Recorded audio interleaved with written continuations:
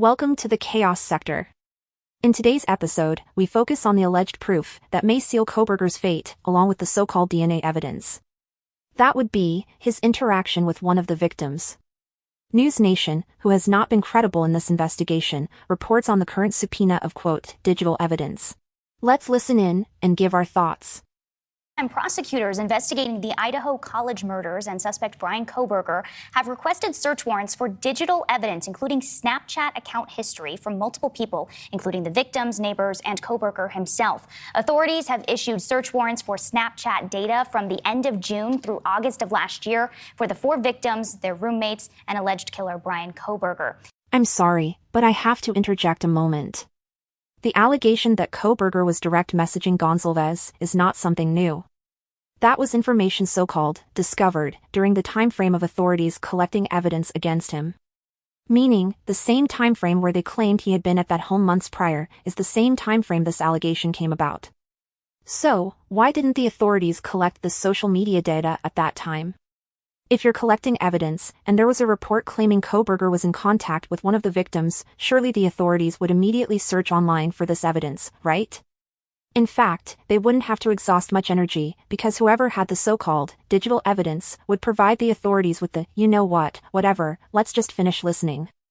No, wait, let me finish explaining. As the reporter mentioned, there is a search warrant of social media activity dated back to June of last year, right? Well, were the authorities not aware of this devastating evidence against Kohberger last year? Everyone was talking about it, from social media to the actual mainstream media, and even so-called investigators had claimed this was true. An investigator works with authorities in solving cases, right?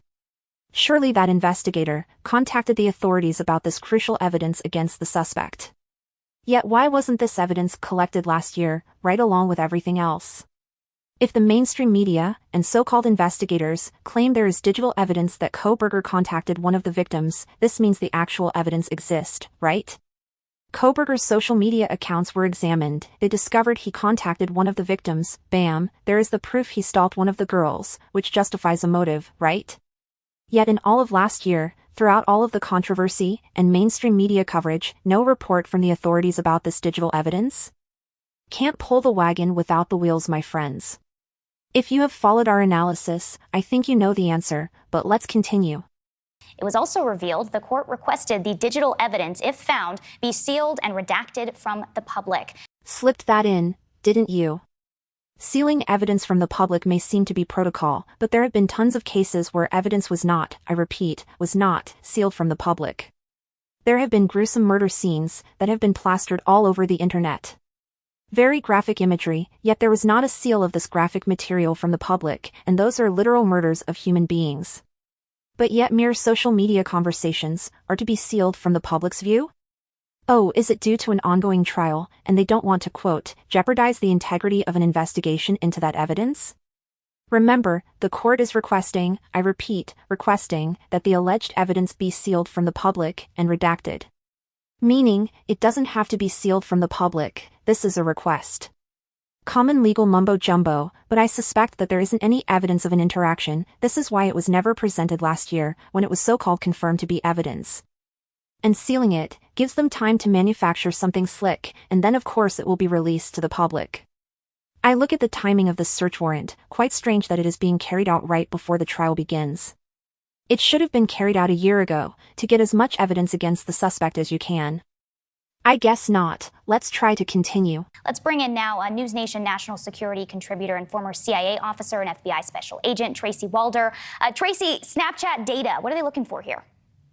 Well, thank you for having me, Brooke. Really what they're looking for is a couple different things. I think they're, one, trying to establish a digital timeline in terms of when all of this happened. But I also think, too, there's been a lot of question whether or not Kohberger had any interaction with any of the victims in the past. And now wait a minute, a subtle trick was done. There isn't a question of if he had any interaction with the victims. The only question is, when do we get to see the evidence of the interaction, because the media claimed there is digital evidence. It wasn't just the media. Once again, Mark Furman claimed Gonzalez was being stalked, and we have to depict Kohberger as the stalker. But the main point is there is so-called digital evidence of an interaction. Meaning, the same subpoena of digital evidence will show Kohberger direct messaging Gonzalez. Even though it hasn't been revealed in the media, the actual evidence exists. So, there is no question if there was an interaction. Had to dissect that wordplay she just threw out there. Really, the reality is this is how most 20-year-olds plus communicate, is through these kinds of apps. And so, quite frankly, I think they're going to get far more from Snapchat than they are from text messages and things of that nature in order to determine Kohberger's relationship, if any. She did it again. There is evidence that Kohberger contacted one of the victims, based on reports. Where did this claim come from? Well, we would have to backtrack all the way to when it was so-called discovered. In an article on Fox 5's website, we have the source.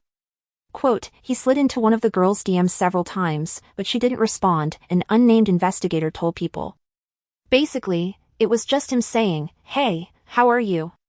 But he did it again and again. Unquote. This unnamed investigator is apparently the initial source of this so-called digital evidence. An unnamed investigator?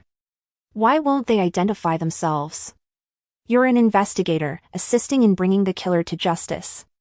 No need to hide your identity, you're not in danger of a retaliation. But we know who it is, even though they thought they were clever. It was Mark Furman, who claimed all of that. Wow. A snake is always slithering around. But he resides in Idaho, as a private investigator. We went over this already, and if he's involved in this case, surely there is tons of dirt sprinkled on the crime scene. And if there's dirt on the crime scene, everything is subject to being dirty. What does digital evidence, though, do for the prosecution in this case? So a couple things, I am a fan of digital evidence. The reality is, and we saw this in the Murdaugh trial, digital evidence doesn't necessarily lie.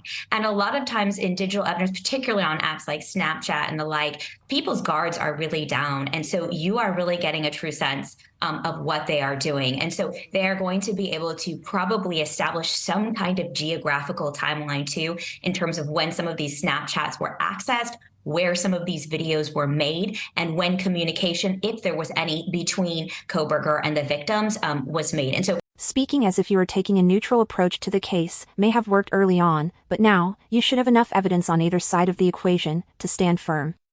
Constantly saying, if, maybe, perhaps, there is evidence of Kohberger contacting one of the victims, almost after a year has passed, is trying to keep your hand out of the cookie jar. Let me explain a bit more. At this point, the evidence against Kohberger is the DNA found on a knife sheath. Although this is the main evidence, Kohberger is challenging this evidence. The prosecution must wonder what could the defense possibly prove that refutes their greatest evidence. So of course, they feel more evidence will guarantee a conviction. And that evidence is the so-called digital evidence. But this evidence, which is almost as important as the DNA discovered, has not been produced over a year. In a way, they go hand in hand because it provides a motive. Without the stalking element, there isn't a direct motive. He would have to stalk them, to track them down, and murder them, right? But if he wasn't stalking them, without the evidence of him contacting one of the victims, how can we be convinced of a motive to murder those college students? The court claimed they would seal and redact the digital evidence, right? Yet the authorities apparently had no knowledge of it? Or if they did, shouldn't it already be a part of the evidence against Kohberger in the upcoming trial? Putting it into perspective, what exactly is the court seeking if they already possess what they seek? Nonsense. Are they just now discovering this evidence, which was reported to exist a year ago? How is this? Genealogical DNA is a rather new science and can be debatable. But no, I don't think digital evidence is going to be difficult to be admissible in court. And if it's presented properly, will be rather easy for a jury to understand. Genealogical DNA is debatable?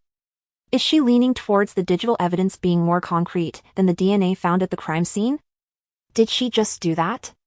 Or am I misinterpreting her statements? Let's leave it in the middle for now. But the difference is one has been collected as evidence already, and the other, which was reported to exist around the same time the DNA was discovered, hasn't been collected. That is the problem. Let's look at so-called evidence that hasn't been proven to exist, but claimed to exist. Reports of evidence of Kohberger seen in surveillance in that area months prior to the murders. Reports of evidence Kohberger was seen in surveillance the night of the murders. Reports of evidence Kohberger was seen in surveillance at a grocery store hours later after the murders. Reports of evidence Koberger had contacted and stalked one of the victims. None of this has been confirmed. And if many assume this is to be used in trial and isn't required to be released to the public, then why even notify the public about it then? You do know that the public will obviously want to see that evidence, right? You can't blame them for that. They are following the case, as concerned citizens. The so-called FBI investigator stated there was blood in Koberger's vehicle as he had left blood trails in the home. What was the update on that? We never found out if they collected any blood samples in his vehicle, nor any other evidence in that vehicle that proved he was physically at the home that night. They never came out and claimed that blood was discovered in Koberger's vehicle. Surely he had blood in his vehicle if he tracked blood on the floor, right? There wasn't blood in his vehicle, which contradicts the claim he left blood trails in the home. So you see, nothing has been verified, nothing has been proven, but it has all been claimed to be proven. Just like this digital evidence. And to be honest, even the DNA found on a knife sheath can't truly be proven to the public. In fact, everything else can be proven to the public. Surveillance, text messages, phone calls, and social media activity, all of this can be physically proven as evidence against Koberger. But lo and behold, everything that can be physically proven to the public is being sealed from them. Don't know about you, but that is more than irony, it's intentional. At this point, there is no physical evidence that Koberger is guilty of murder. Sure, there are claims that there is physical evidence, but I ask you, what physical evidence have you observed that convicts Koberger of murder? Nothing. DNA on a knife sheath is something you can't physically observe as evidence. But the other so-called evidence is what you need to prove Koberger's guilt. The surveillance, the so-called digital evidence, are all physical sources that prove guilt. Let's break it down and ask the question that really puts it all into perspective. If there isn't any evidence in surveillance, nor any evidence of Koberger contacting one of the victims, and there was only his DNA found in the home, do you think he is guilty of murdering those individuals? You may say yes, because his DNA found on a knife sheath is all the proof you need. But you're missing something, and it changes everything. If there is no digital evidence of him interacting with one of the victims, where is the motive? Let that sink in. And here's the most devastating question. If there is no surveillance of him at that home, how can he be, well, at that home? Let that one sink all the way in, take a few moments if you like.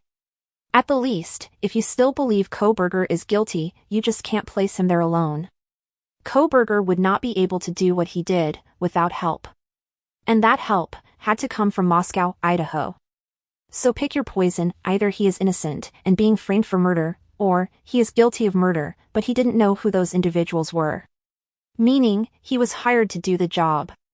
So in a nutshell, he won't be the only one burning in hell. This is the chaos sector.